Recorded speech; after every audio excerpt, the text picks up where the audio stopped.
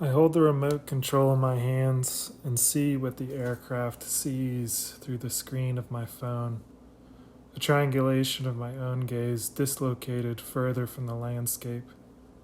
The image sensor floats hundreds of feet above my subject, the spillway at the Coralville Dam, and its aperture flattens the structures to focus on everything, and therefore nothing. I don't know where to begin about the natural history of Iowa, so for the sake of thoroughness, let's start 400 million years ago. Just kidding. Let's start in 1993. In 1993, the Iowa River eclipsed this spillway and rushed across the floodplain that wasn't supposed to be a floodplain. Over the course of 28 days, the waters scoured the land to its limestone foundation.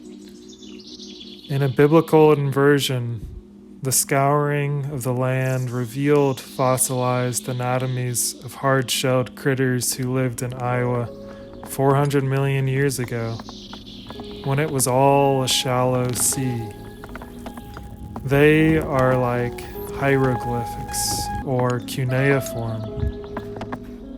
If the land is a text, it's easy to draw metaphors between fossils and hieroglyphs or any system of language with less distance between signifying words and signified objects. But what does it mean to call the land a text?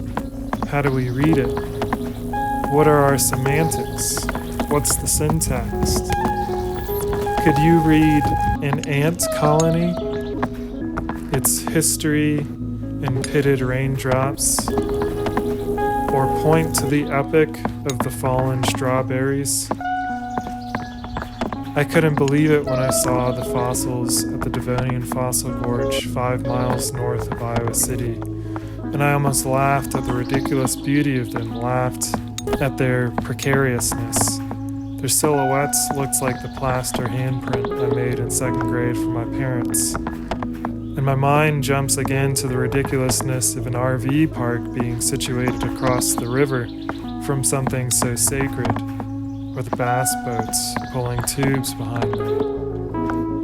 But this nearly betrays my politics, or at least betrays that I'm more of a kayaker than a boater.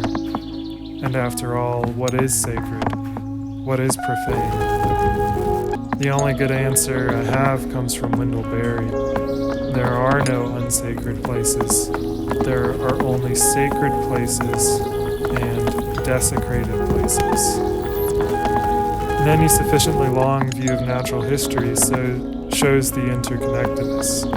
The boats on the lake and the RVs powered by undifferentiated fossilized plants from the Carboniferous period, mixed with ethanol from undifferentiated corn from the John Deere period.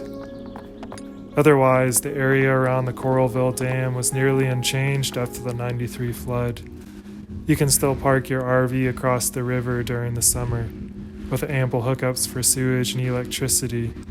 You can watch a DVD of Avatar and air conditioning after a day of trawling around the Coralville Reservoir or fishing at the Spillway.